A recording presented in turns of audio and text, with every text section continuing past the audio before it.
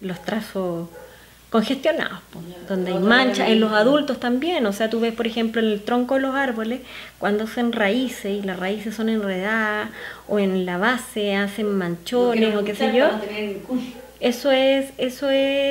Ya ahí hay una congestión desde el minuto que la persona salió, porque el primer trazo que se hace en el árbol, o sea, generalmente hacen primero el tronco, ¿no?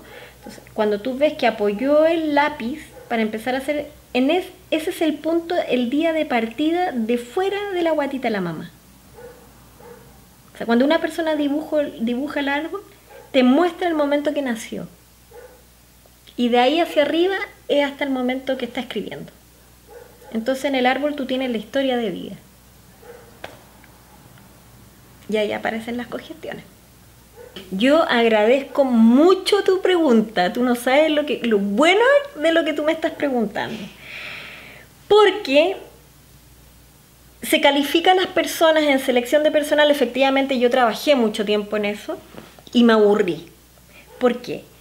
Porque se hacen perfiles que son un ideal de lo que yo estoy buscando para ciertos cargos, y lo primero que se mide es la inteligencia. Y resulta que hay cargos que yo no necesito que las personas sean inteligentes, pero sí que sean eficientes. Te voy a poner un ejemplo.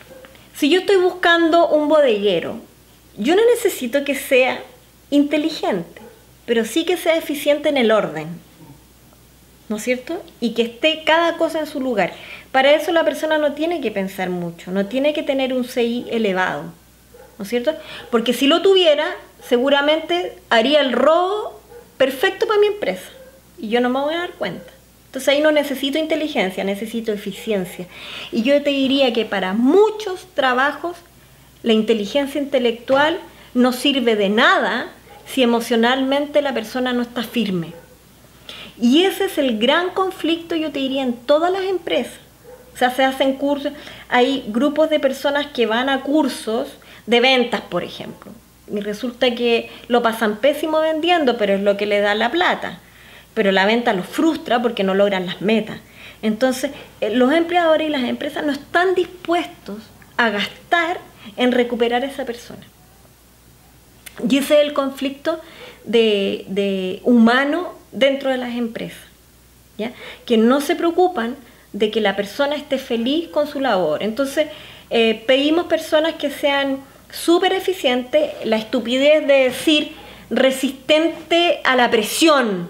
Una de las cosas que te ponen en los perfiles es que la persona tenga mucha condición para resistir la presión. ¿Por qué tenemos que aguantar presión si estamos felices o estamos seguros de lo que estamos haciendo y que lo hacemos bien porque tenemos capacidad? ¿Qué presión tenemos que recibir? ¿Dónde están los derechos humanos? O sea, trabajamos bajo presión, o sea, trabajamos bajo el látigo de la empresa o del jefe, ¿te fijas? Y todo eso va destruyendo a la persona. Y finalmente, laboralmente son absolutamente infelices, pero necesitan la plata. Esa es la sociedad que hemos construido. De esa manera estamos acostumbrados a trabajar. Por lo tanto, yo dejé la selección de personal por eso, porque la encuentro inhumana. Y que no se dedican a buscar realmente lo que tienen que buscar, que va a ser bueno. Hay vendedores que sufren de ansiedad o de crisis de pánico, ¿ya? Y no quedan por haber tenido un antecedente de una cosa así. No pueden decir que estuvieron en tratamiento médico y que ya fueron dados de alta por una ansiedad o por una depresión, pero resulta que ya fueron dados de alta, ya están aptos para empezar una nueva vida, pero te castigan si tú dices la verdad. ¿Te fijas? Entonces, las empresas aquí funcionan muy mal. Yo no estoy de acuerdo con ese proceso, por lo tanto dejé de ganar plata, porque podría haberme ido muy bien, pero opto por lo que a mí me hace feliz, ¿no es cierto?, que es guiar personas. ¿Qué pueden esperar?